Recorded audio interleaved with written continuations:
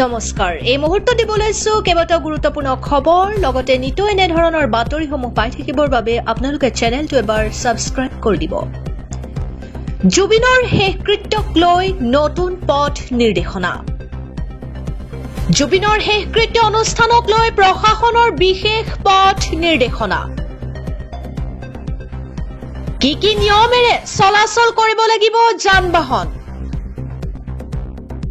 উজনিৰ পৰা নামনিলৈ অহা বাহন আমসিং পৰা পানীখাইটি হৈ 6 মাইল ওলাব নামনি অসমৰ বাহন জোৰাবাদ হৈ বৰ্ণিহাট টোলগেট যুগদল ওলাব উজনিৰ বাহনৰ ক্ষেত্ৰত মেডিকুচিৰ মেৰিফেয়াৰত দিচাংঘাটত ৰখোৱা হ'ব নামনিৰ বাহন দিচাং ৰিজৰ্টৰ সন্মুখেৰে নাহি জোৰাবাদ হৈ ভিতৰৰে আহিব লাগিব আজি নিশা 12 বজাৰ পৰা কাৰ্যকৰী হ'ব এই নিয়ম সকলো বাহনৰ ক্ষেত্ৰত একেই নিয়ম প্ৰযোজ্য হ'ব জুবিনৰ শেষকৃত্য অনুষ্ঠানক লৈ প্ৰশাসনৰ বিশেষ পথ নিৰ্দেশনা আৰু ইয়াৰ পিছতে আগবাঢ়িছো আমি পৰৱৰ্তীটো খবৰলৈ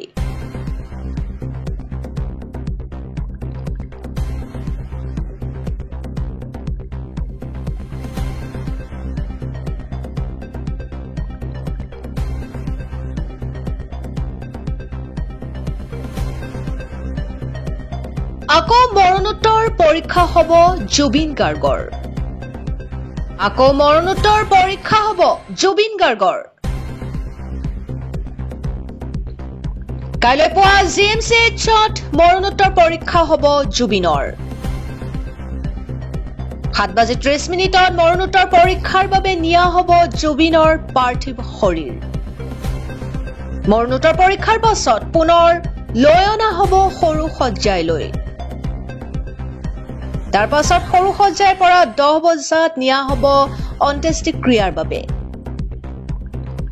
ৰাজ্যবাসীৰ আহ্বানৰ প্ৰতি সঁহাৰি জনাই চৰকাৰৰ এই সিদ্ধান্ত আকৌ মৰণোত্তৰ পৰীক্ষা হ'ব জুবিন গাৰ্গৰ কাইলৈ পুৱা জিএমচিএইচত মৰণোত্তৰ পৰীক্ষা হ'ব জুবিনৰ আৰু ইয়াৰ পিছতে আগবাঢ়িছো আমি পৰৱৰ্তীটো খবৰলৈ কাইলৈ 2 বজাৰ পাছত দোকান বন্ধ কৰিবলৈ ভাবুকি দিলেই হ'ব বিপদ লগে লগে হ'ব গ্ৰেপ্তাৰ কাইলৈ 2 বজাৰ পাছত দোকান বন্ধ কৰিব খুজিলে চৰকাৰ কঠোৰ হ'ব কোনো কাৰণতে কোনোৱে দোকান বন্ধ কৰিবলৈ ভাবুকি দিব নোৱাৰিব আজি ৰাতিও জুবিনক কোনেও অসন্মান কৰি উদ্ভণ্ডালি কৰিব নোৱাৰিব উদ্ভণ্ডালি কৰিলে লগালগ গ্ৰেপ্তাৰ কৰা হ'ব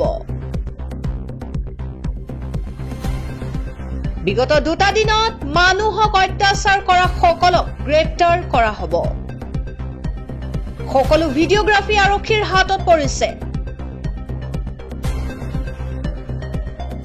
পৰৱৰ্তী অৱস্থাত ব্যৱস্থা গ্ৰহণ কৰা হ'ব একাংশ উদ্দণ্ডৰ বাবে খসা অনুৰাগী বিপদত পৰিছে মুখ্যমন্ত্ৰীৰ এক ডাঙৰ ঘোষণা কাইলৈ 2 বজাৰ পাছত দোকান বন্ধ কৰিব খুজিলে চৰকাৰ কঠোৰ হ'ব আৰু ইয়াৰ পিছতে আগবাঢ়িছো আমি পৰৱৰ্তীটো খবৰলৈ শ্যাম কানু সিদ্ধাৰ্থক গ্ৰেপ্তাৰ কৰক নহলে অসমৰ পৰিস্থিতি বেয়া হ'বলৈ গৈ আছে সকলোৱে কৈ আছে জুবিন গাৰ্গৰ মৃত্যু স্বাভাৱিক নহয়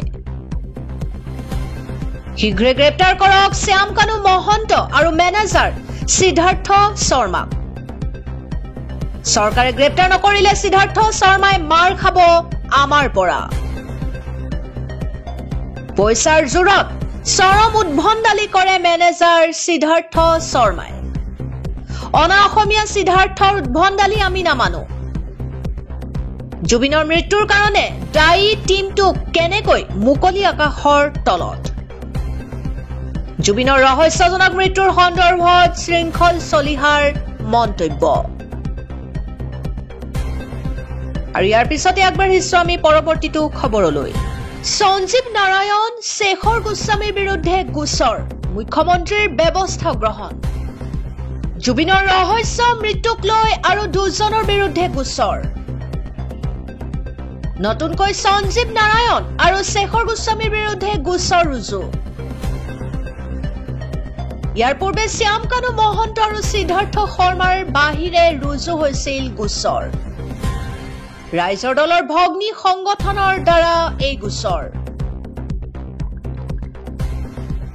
সঞ্জীৱ নাৰায়ণ শেখৰৰ বিৰুদ্ধে জাতীয় নাৰী বাহিনীৰ গোচৰ শীঘ্ৰে ব্যৱস্থা লোৱাৰ আশ্বাস মুখ্যমন্ত্ৰী ডক্টৰ হিমন্ত বিশ্ব শৰ্মাৰ জুবিনৰ ৰহস্য মৃত্যুক লৈ আৰু দুজনৰ বিৰুদ্ধে গোচৰ আৰু ইয়াৰ পিছতে আগবাঢ়িছো আমি পৰৱৰ্তীটো খবৰলৈ জুবিন গাৰ্গৰ লগত যোৱা ডিএছপি সন্দীপন গাৰ্গৰ বিৰুদ্ধে তদন্ত ঘোষণা মুখ্যমন্ত্ৰীৰ জুবিন গাৰ্গৰ লগত যোৱা সন্দীপন গাৰ্গৰ বিৰুদ্ধে তদন্ত ঘোষণা অসম চৰকাৰৰ ডিএছপি সন্দীপন গাৰ্গ অনুমতি লৈ গৈছিল নে ছিংগাপুৰলৈ অসম চৰকাৰৰ বিষয়াই বিদেশলৈ গলে লব লাগে বিশেষ অনুমতি জুবিন গাৰ্গ সাগৰত নমাৰ সময়ত লগত আছিল সন্দীপন গাৰ্গ জুবিন গাৰ্গৰ সম্বন্ধীয় ভায়েক সন্দীপন বকু সমজিলাৰ আৰক্ষী অধীক্ষক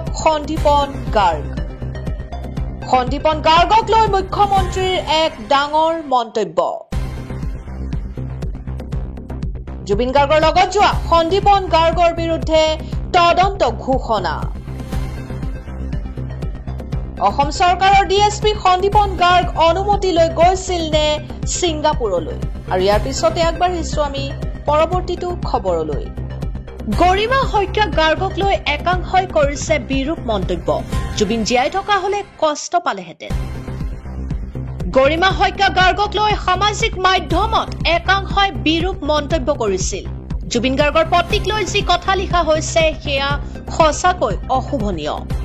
জুবিন জীয়াই থকাৰ সময়ত এই কথা দেখা পালে কষ্ট পালেহেঁতেন কিলে আইনে ব্যৱস্থা লব কিন্তু এয়া আমাৰ সংস্কৃতি হ'ব নোৱাৰে জুবিনক মৰমেৰে বিনম্ৰতাৰে আমি বিদায় দিব লাগে এই মন্তব্য ৰাজ্য মুখ্যমন্ত্ৰী ডক্টৰ হিমন্ত বিশ্ব শৰ্মাৰ আৰু ইয়াৰ পিছতে আগবাঢ়িছো আমি পৰৱৰ্তীটো খবৰলৈ গ্ৰেপ্তাৰ হ'ব পাৰে সিদ্ধাৰ্থ শৰ্মা মেনেজাৰ সিদ্ধাৰ্থ শৰ্মাৰ বিৰুদ্ধে পাঠশালা জুবিন ফেন ক্লাবৰ এজাহাৰ গ্ৰেপ্তাৰ হ'ব পাৰে সিদ্ধাৰ্থ শৰ্মা মেনেজাৰ সিদ্ধাৰ্থ শৰ্মাৰ বিৰুদ্ধে পাঠশালা ফেন ক্লাবৰ এজাহাৰ ফেন ক্লাবৰ এজাহাৰত বহুকেইটা ডাঙৰ ডাঙৰ অভিযোগ মেনেজাৰ সিদ্ধাৰ্থ শৰ্মাই কিদৰে লাখ লাখ টকা আহৰণ কৰিছে সিদ্ধাৰ্থ শৰ্মাৰ আয়ৰ উৎস কি শীঘ্ৰে সিদ্ধাৰ্থ শৰ্মাৰ ওপৰত ব্যৱস্থা গ্ৰহণৰ দাবী তুলিছে পাঠশালা জুবিন ফেন ক্লাবে পাঠশালা আৰক্ষী থানাত ফেন ক্লাবে দাখিল কৰিছে এজাহাৰ গ্ৰেপ্তাৰ হ'ব পাৰে সিদ্ধাৰ্থ শৰ্মা মেনেজাৰ সিদ্ধাৰ্থ শৰ্মাৰ বিৰুদ্ধে পাঠশালা ফেন ক্লাবৰ এজাহাৰ আৰু ইয়াৰ পিছতে আগবাঢ়িছো আমি পৰৱৰ্তীটো খবৰলৈ জুবিন গাৰ্গৰ ঘটনা স্বাভাৱিক নহয় অনা অসমীয়া সিদ্ধাৰ্থ শৰ্মা শ্যাম কানু মহন্তক গ্ৰেপ্তাৰ কৰি জেলত পঠিয়াও জুবিন গাৰ্গৰ মৃত্যু স্বাভাৱিক নহয় শ্যাম কানু মহন্ত অনা অসমীয়া সিদ্ধাৰ্থ শৰ্মাক শীঘ্ৰেই গ্ৰেপ্তাৰ কৰিব লাগে ছিংগাপুৰলৈ জুবিনক লৈ যোৱা গোটেই দলটোক গ্ৰেপ্তাৰ কৰি জেলত দিব লাগে শেষকৃত্য সম্পন্ন হোৱাৰ 24 ঘণ্টাৰ ভিতৰত যদি গ্ৰেপ্তাৰ নকৰে কথাবোৰ ভীষণ হ'ব ইয়াৰ বিৰুদ্ধে ৰাজপথৰ সংগ্ৰাম হ'ব চৰকাৰে নকৰিলে সিদ্ধাৰ্থ শৰ্মাৰ ওপৰত বীৰ লাচিত সেনাই ব্যৱস্থা ল'ব জুবিন গাৰ্গৰ প্ৰতি মানুহৰ যি প্ৰেম আছে সেয়া ভয়ানক প্ৰেম সিদ্ধাৰ্থ শৰ্মাৰ সম্পত্তিৰ উৎস কি জুবিন গাৰ্গৰ লগত এজন ডাক্তৰ থকাটো প্ৰয়োজনীয় আছিল যিটো সিদ্ধাৰ্থ শৰ্মাই নকৰিলে কোনো অনা অসমীয়াৰ গুণ্ডামি অসমত চলিবলৈ দিয়া নহব জুবিন গাৰ্গৰ মৃত্যুৰ পিছতে এতিয়া এইদৰে গুজৰি উঠিছে বীৰ লাচিত সেনাৰ নেতা শৃংখল চলিহা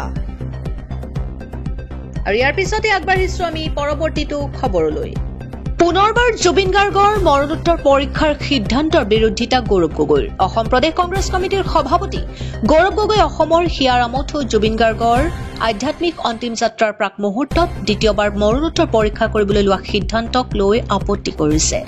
আজি এক বিবৃতিত অসম প্ৰদেশ কংগ্ৰেছৰ সভাপতিগৰাকীয়ে কয় যে প্ৰয়াত শিল্পীগৰাকীৰ মৃতদেহ ছিংগাপুৰৰ পৰা অনাৰ পিছত নতুন দিল্লীস্থিত আয়ুৰ্বিদ্যা প্ৰতিষ্ঠান চমুকৈ এইমছত মৰণোত্তৰ পৰীক্ষাৰ ব্যৱস্থা কৰিব লাগিছিল। এই ক্ষেত্ৰত চৰকাৰে গাফিলতি কৰিলে পৰৱৰ্তী সময়তো দেওবাৰৰ দিনটোত অৰ্থাৎ 21 ছেপ্টেম্বৰৰ দিনটোত গুৱাহাটীলৈ আনি গুৱাহাটী চিকিৎসা মহাবিদ্যালয়ত মৰণোত্তৰ পৰীক্ষা কৰিব পাৰিলেহেঁতেন। তাকে নকৰি অন্ত্যেষ্টিক্ৰিয়াৰ কেইঘণ্টামান পূৰ্বে পুনৰ মৰণোত্তৰ পৰীক্ষা কৰিবলৈ ওলোৱা বিষয়টোৱে শিল্পীজনৰ প্ৰতি